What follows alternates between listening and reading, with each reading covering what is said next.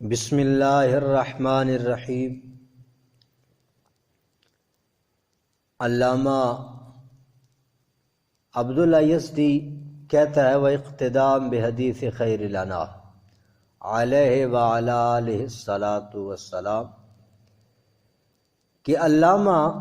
سعد الدین تفتزانی رحمۃ اللہ تعالی علیہ نے اپنی کتاب کو جو تسمیہ کے بعد تحمید سے شروع کیا ہے، یہ نبی علیہ الصلاۃ والسلام کے فرمان کی اقتداء کرنے کے لیے کیا ہے۔ اتباع پہ کلام ہو چکا، اب اقتداء پہ کرتے ہیں۔ اس پہ اعتراض وارد ہوتا ہے۔ اعتراض شارح نے نقل بھی کیا ہے۔ اعتراض یہ ہے کہ یہ بات تو مانتے ہیں اللہ کا کلام جو ہے تسمیہ کے بعد الحمدللہ ہے، تسمیہ کے بعد الحمدللہ اللہ کی حمد ہے، وہاں تو ہے، لیکن آپ کا یہ جو کہنا ہے کہ نبی علیہ السلام کے فرمان کی اقتداء کرنے کے لیے ماتن نے ایسا کیا ہے، یہ بات نہیں مانتے۔ وجہ کہ نبی علیہ الصلاۃ والسلام کے فرمان مبارک میں جیسے تسمیہ کے بارے آیا کہ ہر وہ اہم کام جس کی ابتدا تسمیہ سے نہ ہو، بسم اللہ سے نہ ہو، وہ ادھورا ہوتا ہے، اسی طرح یہ اللہ کی حمد کے بارے میں بھی ہے کہ ہر اہم کام جس کے شروع میں جس کی ابتدا اللہ کی حمد سے نہ ہو وہ ادھورا ہوتا ہے، بے برکتہ ہوتا ہے۔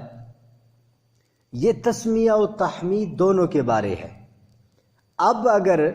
تسمیہ کو مقدم کرتے ہو تحمید رہتی ہے، تحمید سے ابتدا نہیں ہو، کیوں؟ ابتدا تو ایک چیز سے ہوگی، جس سے بھی ابتدا کرو گے دوسری رہ جائے گی۔ بسم اللہ سے کرو گے الحمدللہ سے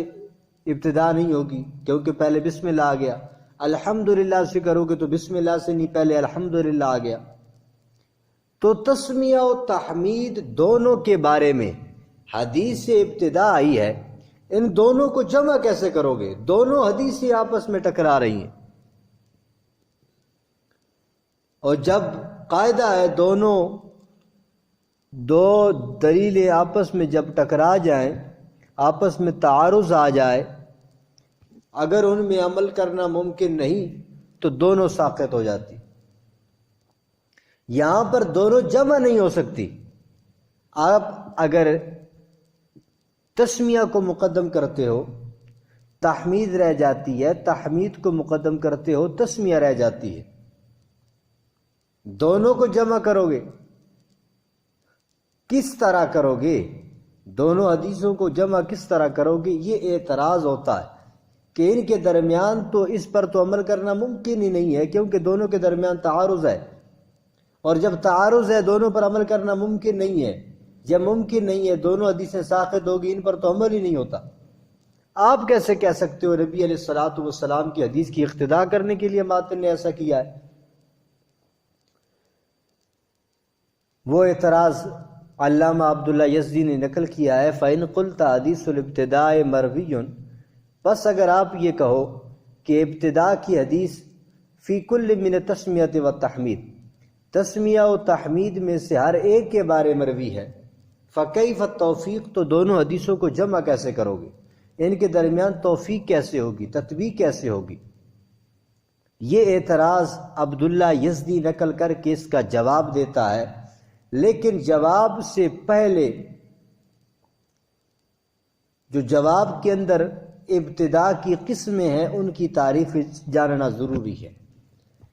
ابتداء کی 3 قسمیں ہیں: ابتداء حقیقی، ابتداء اضافی، ابتداء عرفی۔ ابتداء حقیقی یہ ہے ہر شے پر مقدم ہے، ہر شے پر، اس پر کوئی بھی شے مقدم نہ ہو، اس کو ابتداء حقیقی کہتے ہیں، یعنی جزئی حقیقی۔ یہ واحد ہوتی ہے، اس کے ادھر تعدد نہیں ہوتا، اس مقام پہ تعدد نہیں، ابتداء حقیقی میں تعدد نہیں ہے، یہ ہر شے پر مقدم ہے، اور ہر شے پر مقدم ایک چیز ہوتی ہے، ابتداء اضافی بعض پر مقدم، تو یہ بعض سے مؤخر ہو سکتی ہے، اور اس میں تعدد بھی ہوتا ہے، متعدد چیزیں ہو سکتی ہیں، بعض پر مقدم ہو بعض سے مؤخر ہو، بہت ساری چیزیں ہو سکتی ہیں۔ اور تیسرے نمبر پر ہے ابتداء عرفی۔ ابتداء عرفی یہ ہے کہ مقصود پر مقدم ہو، مقصود پر شے مقدم ہو۔ یہ تین قسمیں ابتداء کی ہیں۔ تو عبداللہ یزدی ان دو حدیثوں میں تطبیق موافقت پیدا کرنے کے لیے اس ابتداء کی ان قسموں پر اس کو محمول کرتا ہے، دونوں کو تطبیق دینے کے لیے۔ حدیث ابتداء جو تسمیہ و تحمید دونوں کے بارے آئی ہے، ان کی توفیق کرتا ہے، تطبیق کرتا ہے کہ ان میں تعارض اٹھ جائے، تعارض نہ رہے۔ تو عبداللہ یزدی کہتا ہے کہ ایک ہے تسمیہ کی حدیث، تسمیہ کے بارے آیا کہ ہر وہ کام، ہر وہ اہم کام جس کی ابتدا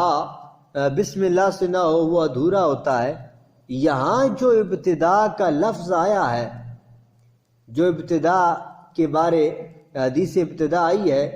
اس کو اگر ہم حقیقی پر معمول کریں، ابتداء حقیقی، جزئی حقیقی، ہر شے پر مقدم، اور حدیث تحمید وہ حدیث جس میں آیا کہ ہر وہ کام جس میں اللہ کی ہم سے ابتدا نہ کی گئی ہو وہ کام ادھورا بے برکتہ ہوتا ہے، اس حدیث کو ہم ابتداء اضافی پر محمول کریں تو تعارض اٹھ جاتا ہے۔ کس طرح؟ کہتے ہیں دیکھو، تسمیہ کی حدیث محمول ہے ابتداء حقیقی پر، ہر شے پر مقدم، اور تحمید اللہ کی حمد کے بارے جو حدیث آئی ہے اس کو ہم ابتداء اضافی پر معمول کرتے ہیں، یعنی بعض پر مقدم۔ تو یہ الحمدللہ اللہ کی حمد بعض پر مقدم ہے، تو دونوں کے درمیان تعارض نہ رہا، دونوں سے ابتدا ہو گئی، ایک ابتداء حقیقی ہے، دوسری تحمید ہے، ابتداء اضافی ہے، تو تعارض اٹھ گیا، دونوں پر عمل ہو گیا۔ یا کہتے ہیں بھائی اس کو اضافی پر معمول نہ کرو، حدیث تحمید کو، اس کو محمول کرو ابتداء عرفی پر۔ ابتداء عرفی یعنی مقصود پر مقدم۔ تو یہ کتاب فن منطق اور فن کلام میں ہے، پہلا حصہ منطق کا ہے، تو اس کتاب کے اندر مقصود منطق کے مسائل ہیں، تو یہ اللہ کی حمد مقصود پر مقدم ہے۔ جب مقصود پر مقدم ہے تو ابتداء عرفی ہوئی، اس کو معمول کر دو ابتداء عرفی پر،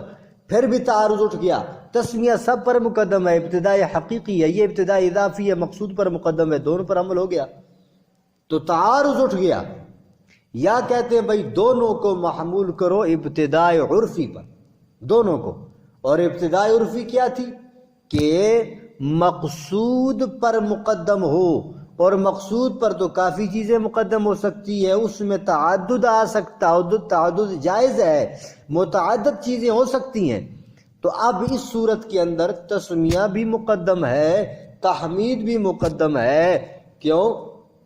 اس سے کتاب کا مقصود منطق کے مسائل ہیں، اور یہ اور ابتداء عرفی وہ ہوتی ہے جو مقصود پر مقدم ہو، تو یہ دونوں مقصود پر مقدم ہیں، اس میں تعدد جائز ہے اس ابتداء میں۔ تو تعارض اٹھ گیا،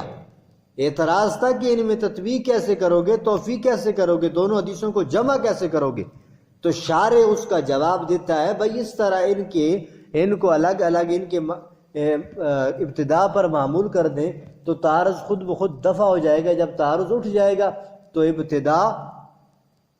تو یہ ہمارا یہ کہنا کہ ماتن نے نبی علیہ الصلوۃ والسلام کی حدیث کی اقتداء کرنے کے لیے ایسا کیا ہے، یہ قول جائز ہے، اس پر اعتراض نہیں ہے، آپ اگر کرو گے تو ہمارے پاس جواب بھی ہے۔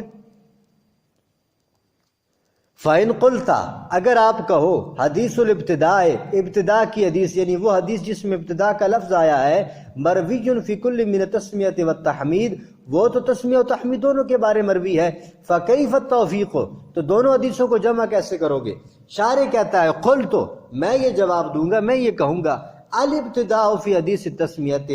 تسمیہ کی حدیث میں جو ابتداء ہے محمول علی الحقیقی وہ ابتدائی حقیقی پر محمول ہے وفی حدیث التحمید علی الاضافی اور جو تحمید کے بارے میں حدیث ہے کہ ہر وہ کام جس کی ابتداء اللہ کی ہم سے نہ ہو وہ کام ادھورا ہوتا ہے بے برکتہ ہوتا ہے وہ ابتدائی اضافی پر معمول ہے یعنی بعض پر مقدم ہے تو تعارض اٹھ گیا یا اس تحمید والی حدیث کو معمول کرو عرفی پر مقصود پر مقدم ہو اور مقصود پر تو یہ اس کتاب سے مقصود منطق کے مسائل ہیں تو اس پر تو یہ مقدم ہے تو لہٰذا تعارض اٹھ گیا یا دونوں کو معمول کرو ففی کلیہما العرفی یا ان دونوں میں جو حدیث تسمیہ و تحمید دونوں میں ابتدا آئی ہے اس کو ہم عرفی پر معمول کرتے ہیں ابتدائی عرفی پر تو عرف کے اندر ابتدا کہتے ہیں مقصود پر مقدم ہو اور جو مقصود پر مقدم تو یہ دونوں مقدم ہے تعارض اٹھ گیا دونوں پر عمل کرنا ممکن ہے جب دونوں پر عمل کرنا ممکن ہے تعارض نہ رہا یہ جواب شارح نے عبداللہ یزدی نے اس کا دیا ہے ایک اعتراض نقل کیا اس کا جواب دیا اب ماتن نے علامہ سعد الدین تفتازانی رحمت اللہ تعالی علیہ نے اپنی کتاب کو کس طرح شروع کیا الحمدللہ الذی ہدانا سوا الطریق تمام خوبیاں اللہ کے لیے یعنی اللہ کے ساتھ خاص ہے لام لام تخصیص ہے اللہ کے ساتھ خاص ہے تمام خوبیاں الذی وہ ذات ہدانا جس نے ہمیں ہدایت دی سوا الطریق سیدھے رستے کی اب یہ متن ہے شارح اب متن پر کلام کرنا شروع کرتا ہے کہتا ہے علامہ سعد الدین تفتازانی نے الحمد کہا ہے الحمدللہ الحمد کہا ہے الحمد یہ حمد کیا ہے اس کی تعریف کرتا ہے شارح کہتا ہے والحمد هو الثناء باللسان علی الجمیل الاختیاری نعمتن کانا غیرہا حمد وہ ثنا وہ تعریف کرنا ہے زبان کے ساتھ علی الجمیل الاختیاری کسی کی اختیاری خوبی پر نعمتن کانا غیرہا یہ خوبی جو آپ بیان کرو کسی کی تعریف کرو گے یہ کسی نعمت کے اوپر ہو یا بغیر نعمت کے ہو یعنی کسی نعمت کے بدلے میں ہو یا نعمت کے بدلے نہ ہو نعمت نہ ہو ویسے آپ کسی کی تعریف کر رہے ہو اس کو بھی حمد کہتے ہیں علامہ عبداللہ یزدی نے حمد کی تعریف کی هو الثناء باللسان وہ خوبی بیان کرنا ہے زبان کے ساتھ کسی کی اختیاری خوبی پر وہ جو آپ تعریف کرو گے نعمتن کانا غیرہا کسی نعمت کے بدلے میں ہو یا نعمت کے علاوہ ہو یہ علامہ عبداللہ یزدی نے تعریف کی ہے تعریف پر معترض اعتراض کرتا ہے کہتا ہے عبداللہ یزدی آپ نے کہا کہ حمد ہوا ثنا وہ ثنا ہے باللسان زبان کے ساتھ خوبی بیان کرنا زبان کے ساتھ تعریف کرنا تو اب کہتے ہیں یار ثنا کا مطلب کیا ہے ثنا کا مطلب ہے ذکر الخیر باللسان زبان کے ساتھ ذکر خیر کرنا زبان کے ساتھ زبان کا تو تذکرہ زبان کا تو معنی زبان کا لفظ لسان کا وہ تو ثنا کے اندر موجود ہے الگ سے ذکر کرنا یہ لغو ہے آپ نے کیوں ذکر کیا جب معنی موجود ہے ثنا کے اندر الگ سے ذکر کیوں کیا یہ آپ کا یہ ایک لغو ہے وہ کہتے ہیں بھائی ثنا کے اندر زبان کا لسان کا معنی موجود ہے اس کو الگ سے ذکر کرنا یہ لغو ہے اس کا جواب حاشیہ نگاروں نے